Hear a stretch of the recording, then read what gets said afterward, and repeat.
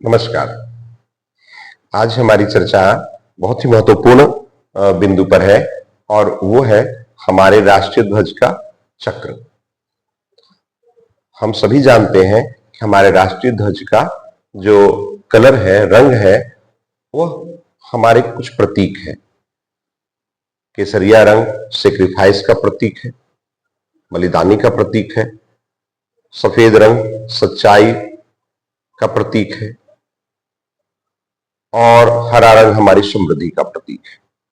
और ये जो चक्र है वह गतिशीलता का प्रतीक है। चक्र के माध्यम से हम यह दर्शाते कि हमारा देश जो है वो उन्नतिशील है, हम आगे बढ़ने वाले हैं और निरंतर बढ़ते रहेंगे। हमारे यहाँ दिन रात जो है हम आगे की सोचेंगे और आगे बढ़ने का ये प्रतीक हमारा चक्र है। तो चक्र पहिया को ही क्यों प्रगति का प्रतीक माना गया है, इसके लिए आपको पूरी बात समझनी होगी और अंत तक हमारी वीडियो को देखना होगा। आप जानते हो कि आदि मानव जब ज्ञानी मानव बना तो उसकी पहली आविष्कार हुई आग, और वह आग का आविष्कार उसने किया तो उसने अपने आप को सुरक्षा जानवरों से भी किया, साथ ही साथ वह खाने पीने का ढंग भी सीखा। लेकिन जब मनुष्य एक साथ रहने लगे, समूह में रहने लगे और वह खेती करने लगे, किसी तरह अपना समूह यानी कि एक सामाजिक जीवन व्यतीत करने लगे, तो उनमें बदलाव आया। और वह बदलाव जब आया तो उनके पास बदलाव तो आई, लेकिन वह शारीरिक श्रम के द्वारा आ रहा था। उनमें प्रगतिशीलता नहीं थी, क्योंकि जो अनाज उत्पादन हो रहा था या जिस चीज की जरूरत होती थी उन्हें दूर से लाना होता था, और वह चाहे तो वह जानवरों के सहारे या खुद अपने पेशीय बल, अपनी ताकत को यूज करना पड़ता था, और उसके द्वारा वो उन सामान को एक स्थान से दूसरे स्थान तक ले जाते थे, जो बड़ा ही कष्टकारी था और दिक्कत भी होती थी।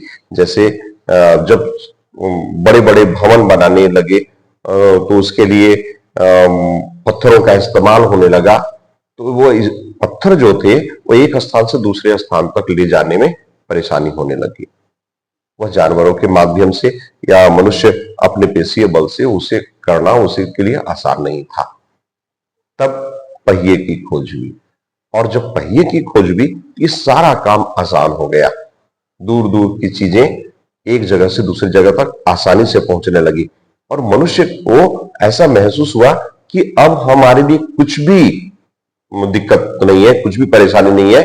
और इसलिए इसके पहिए की मदद से बड़े बड़े भवन बने, इमारत बने, और धीरे धीरे गांव से शहर, शहर से महानगर बनने लगे।